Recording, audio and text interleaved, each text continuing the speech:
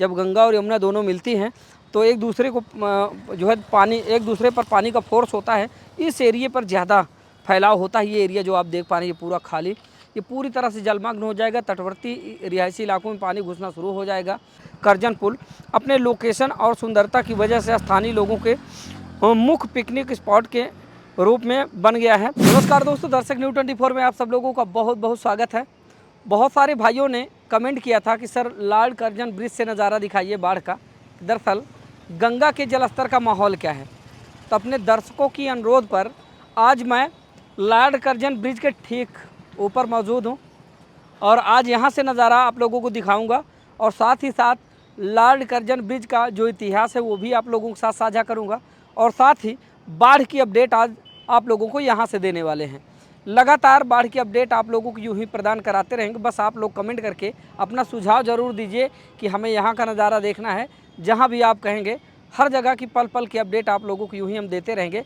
तो बहुत सारे दर्शक थे जो कमेंट करके कह रहे थे कि सर लॉर्ड कर्जन ब्रिज की तरफ का माहौल दिखाइए कि उधर क्या माहौल है, क्योंकि इधर गंगा नदी बहती है और आगे चलकर ये त्रिवेणी संगम में जाकर यमुना से मिल जाती हैं।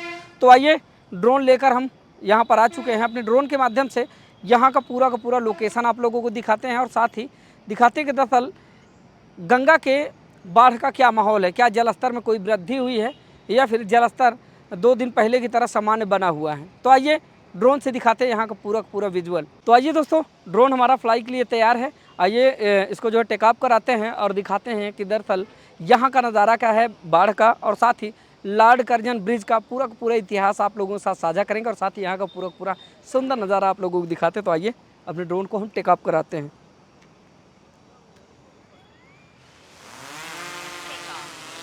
तो ड्रोन हमारा हवा में और अभी हम इसको लेकर चलेंगे लॉर्ड कर्जन ब्रिज की तरफ और यहाँ से तस्वीरें आप लोगों को दिखाने का काम करेंगे।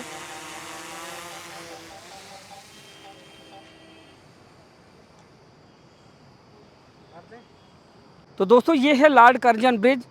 अंग्रेज़ों के ज़माने का बना लॉर्ड कर्जन पुल अब प्रयागराज में युवाओं का पिकनिक स्पॉट बन चुका है। फोटोग्राफी करनी हो, फिल्म शूटिंग हो या फिर घंटों दोस्तों के साथ समय बिताना हो, शहर के अधिकतर युवाओं का जमावड़ा यहीं पर देखने को मिलता है।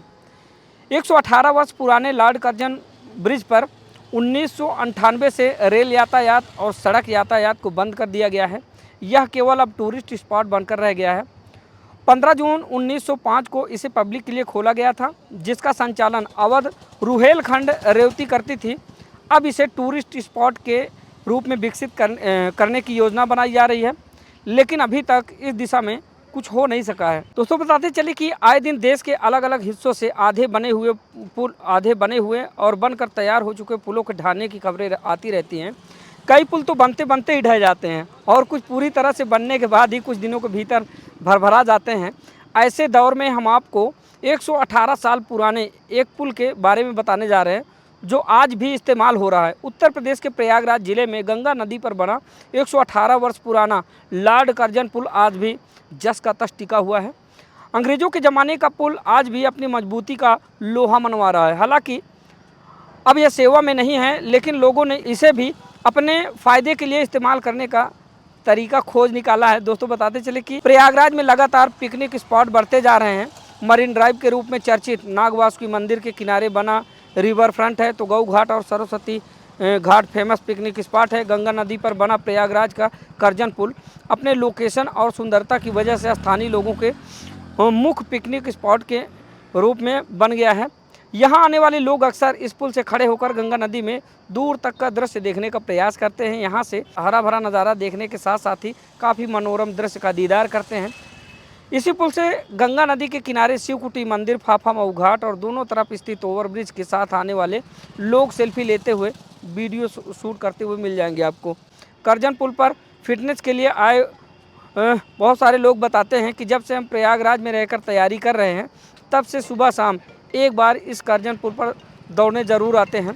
दोस्तों बता दें कि ये 2 महले का पुल हुआ, 2 महले का पुल है।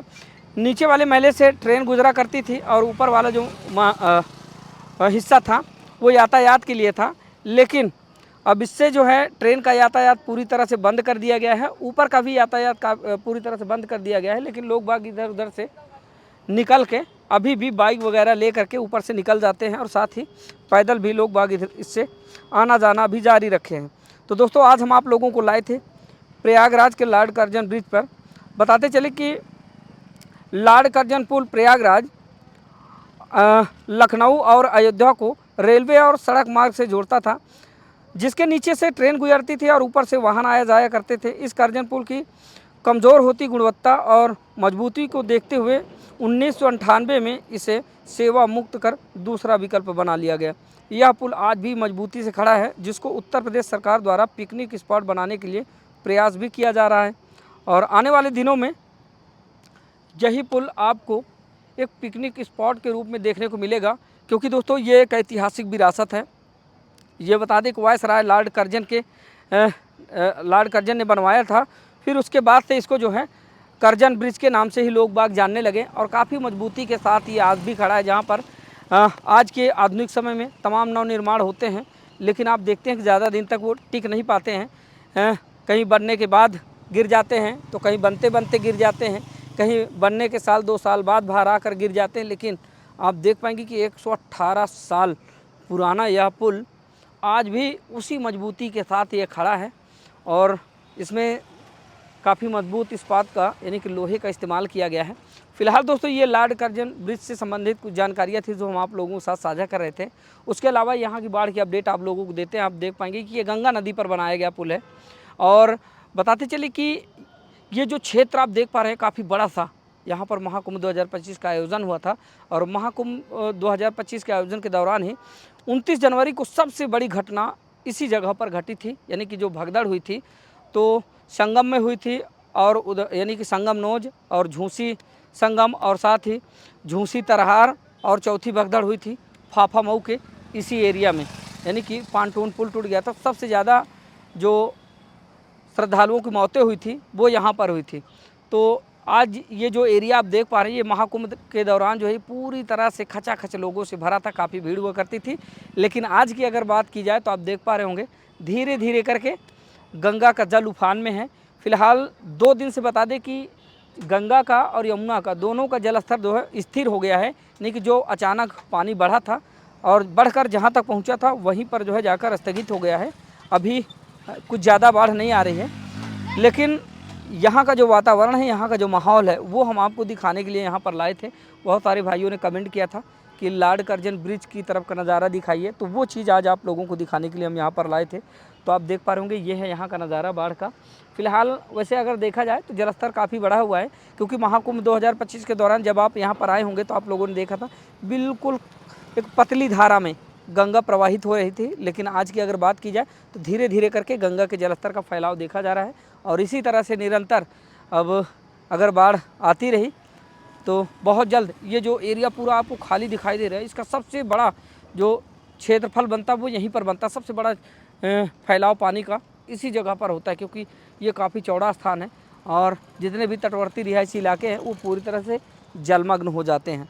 और इस बार जो है इसका सृजन भी किया गया है। बहुत सारे नए उत्तर प्रदेश सरकार ने पिकनिक स्पॉट बनाए। तो दोस्तों ये एरिया जो आप देख पा रहे हैं ये पूरा का पूरा चौड़ा एरिया है और अभी बता दें कि जैसे जैसे गंगा के जलस्तर में बढ़त होगी वैसे वैसे ये पूरा क्षेत्र पूरी तरह जलमग्न हो जाएगा। जो तटवर्ती इलाके हैं पूरी तरह जलमग्न हो जाएंगे और सबसे ज़्यादा अगर देखा जाए जो त्रिवेणी संगम का पानी जो क्षेत्रफल बनाता है वो इसी स्थान पर बनाता है, यानी कि उधर से जब गंगा और यमुना दोनों मिलती हैं तो एक दूसरे को जो है पानी एक दूसरे पर पानी का फोर्स होता है, इस एरिए पर ज़्यादा फैलाव होता है। ये एरिया जो आप देख पा रहे हैं ये पूरा खाली, ये पूरी तरह से जलमग्न हो जाएगा। तटवर्ती रिहायशी इलाकों में पानी घुसना शुरू हो जाएगा और इसके बाद लगातार हम आप लोगों को बाढ़ की अपडेट देते रहेंगे। दोस्तों बताते चले लॉर्ड कर्जन ब्रिज के बारे में, आप देख पा रहे होंगे कि ये 2 महले का पुल था, नीचे से ट्रेन गुजरती थी, ऊपर से यातायात था, यानी कि पैदल